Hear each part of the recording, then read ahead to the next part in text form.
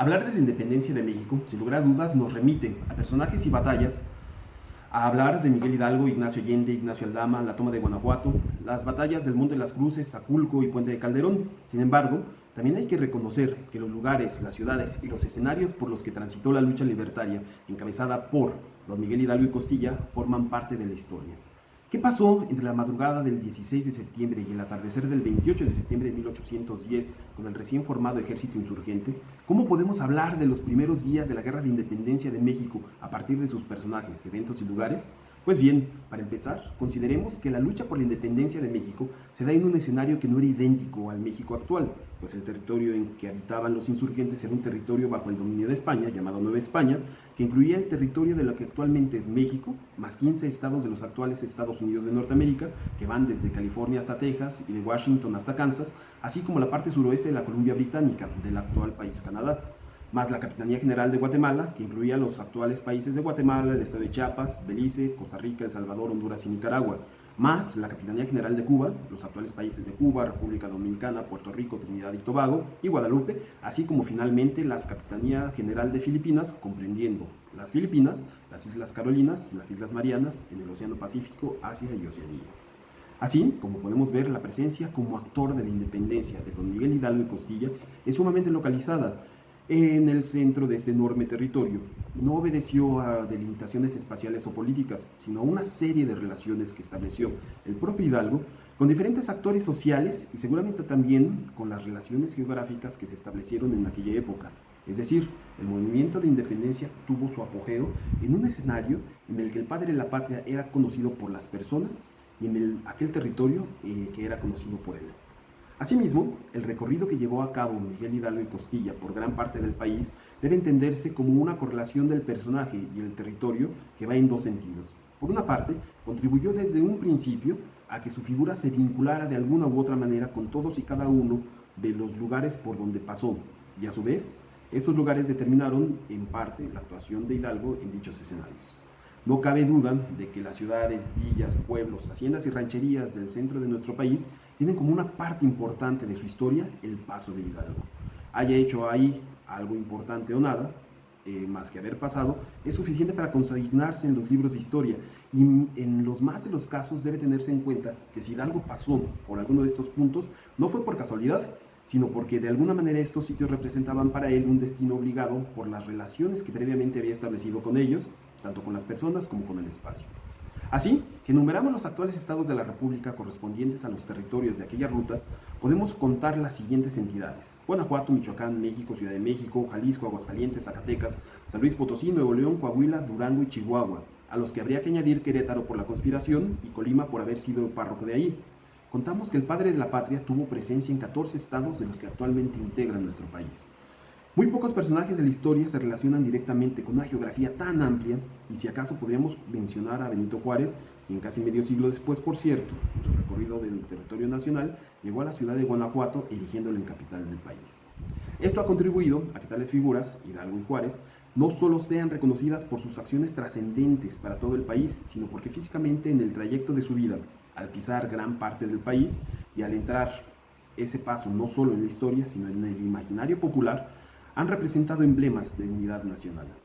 En el caso de los actuales municipios del estado de Guanajuato, podemos mencionar que, en su gesta heroica, Miguel Hidalgo tuvo presencia en los de Dolores, San Felipe, San Miguel de Allende, Comonfort, Celaya, Salamanca, Irapuato, Silao, Guanajuato, Valle Santiago, Salvatierra y Acámbaro. En total, 12 municipios en los que directamente Hidalgo tuvo presencia, y a estos súmense Pénjamo, que lo vio nacer, y Abasolo, lugar donde recibió el bautismo. Sin lugar a dudas, la presencia de Hidalgo se hace sentir de manera contundente en San Felipe y Dolores. En enero de 1793, Hidalgo tomó posesión del curato de San Felipe en Guanajuato, donde cobró fama su afición a la lectura de autores franceses cuyos textos lo inyectaron del liberalismo de la época. Además, integró un grupo musical y otro de aficionados al teatro, con los que montó obras de Molière. El ambiente liberal que se vivía en su casa de San Felipe llevó al pueblo a denominarla la Francia chiquita. En 1802 murió su hermano José Joaquín, que era el cura de Dolores, y Miguel Hidalgo pasó a sustituirlo. En su nueva parroquia impulsó el desarrollo de actividades como la herrería, carpintería, alfarería, cultivo del gusano de seda y otras que definieron en la época la vocación económica de la población de Dolores, de esta ciudad, hacía constantes viajes a Querétaro y a Guanajuato, donde visitaba a sus amistades, los Alamán, los Bustamante, los Riaño, el cura Antonio Lavarrieta y el marqués de San Juan de Rayas. Y es desde la ciudad de Dolores donde Hidalgo inicia su gesta independentista. El ejército insurgente comandado por Hidalgo e Ignacio Allende inició su marcha trazando lo que se denomina la ruta insurgente o ruta de la independencia, y que incluye poblaciones por donde pasó el contingente en la primera etapa de la lucha por la independencia nacional. Para reafirmar la importancia del espacio geográfico en el hecho histórico, señalemos que la ruta es un fenómeno de eminentemente geográfico, con lo que se plantea la relevancia del condicionamiento espacial del movimiento y de la vida misma de Hidalgo. ¿Cómo es o cómo el territorio afecta el movimiento de Hidalgo? Tengamos en cuenta que, por ejemplo, las regiones de la cuenca del río Lerma y su cuenca del río Laja, por donde inició el movimiento, son de clima templado, y en su recorrido la ruta de la independencia se acerca a tierras progresivamente más hostiles, conforme pasan de las tierras de la Intendencia de Guanajuato y las de Valladolid a las cadenas montañosas que hacían frontera con la Intendencia de México. El Alto Lerma, el Valle de Toluca y la Sierra de las Cruces no solo son escenario de la célebre batalla, sino también actor importante. ¿Por qué? Pues porque la elevación es de más de 3.000 metros, así como el viento y el frío intolerables hace que quienes fueron parte del ejército insurgente empiecen la deserción. Quienes estaban habituados a otro clima, y eso acaso contribuye a la derrota del ejército insurgente el 7 de noviembre de 1810 en Aculco, por ejemplo. Mencionemos pues los puntos que tocó Hidalgo en su tránsito por el territorio guanajuatense, con la intención de que los pensemos no únicamente como escenario inherente del proceso de independencia, sino como un actor más del hecho histórico. Del pueblo de Dolores, Miguel Hidalgo y su pequeño grupo de levantados, que al principio eran unas 2 docenas de personas, se dirigió rumbo a Totonilco y San Miguel el Grande, donde se esperaba con expectación la entrada de los levantados, los cuales llegaron al poblado cuando caía la tarde. Antes de partir de San Miguel, Hidalgo reunió en las casas consistoriales a las personas principales de la villa para nombrar una junta gubernativa que se hiciera cargo de asegurar la tranquilidad pública y resolver los problemas políticos y militares. El ejército insurgente recibió la adhesión de los soldados del regimiento de Dragones de la Reina y salió de San Miguel el día 18. De ahí, el movimiento se dirigió a Chamacuero, actual municipio de Comonfort, y se siguió con la marcha con rumbo a San Juan de la Vega, y de ahí siguieron a la hacienda de Santa Rita, donde se envía la intimación al ayuntamiento de Celaya.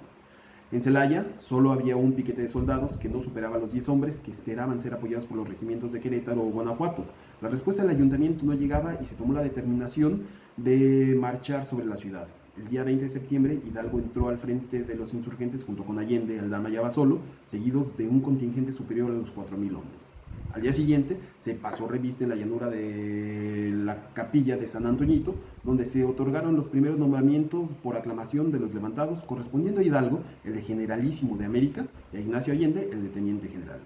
Luego del acto, donde se produjeron los nombramientos, Hidalgo sostuvo una reunión con el ayuntamiento de Celaya y dictó una carta al intendente Juan Antonio de Riaño, indicándole las razones del movimiento y advirtiéndole de los riesgos de no considerar la seriedad del movimiento insurgente. La respuesta del intendente Riaño llegó el día 23 en los términos de dejar claro a Hidalgo que, como intendente, no cedería a su deber de defender los intereses del rey Fernando VII y de los españoles. Y la determinación inmediata de Hidalgo fue entonces reiniciar de inmediato la marcha hacia Guanajuato.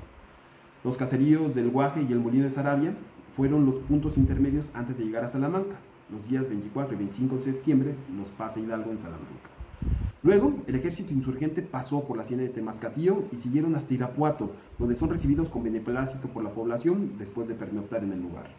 Se reinicia la marcha del grupo insurrecto que llega a Silao, y para el 27 de septiembre de 1810, el grupo de levantados dirigido por Hidalgo y Allende arribó a la hacienda de Burras y comenzó las gestiones para solicitar la rendición de la ciudad de Guanajuato ante su amigo, el intendente Juan Antonio de Riaño Bárcenas. El 28 de septiembre, el ejército insurgente de Hidalgo tendrá su primer combate frontal, del que resultará victorioso, la muy famosa batalla de la Lóniga de Granaditas.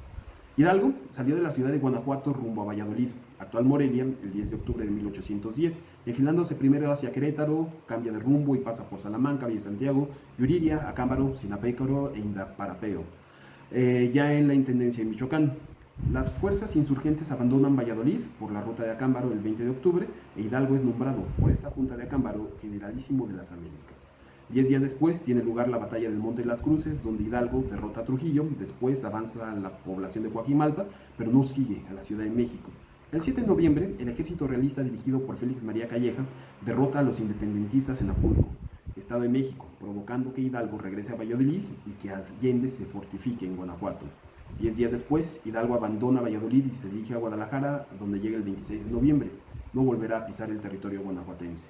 Tras su derrota, en la batalla del Puente del Calderón, los insurrectos se dispersan y sin poder regresar a Guadalajara, que se encuentra en manos del ejército realista, se dirigen a Aguascalientes y Zacatecas, siendo aprendidos los principales dirigentes del movimiento en Acatita de Baján, el 21 de marzo de 1811, cuando se dirigían a San Antonio Béjar.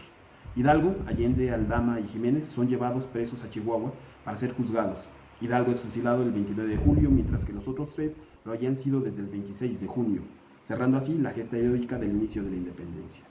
¿Cómo influyó el territorio por el que pasó la ruta de la independencia en el desarrollo de los hechos de la guerra?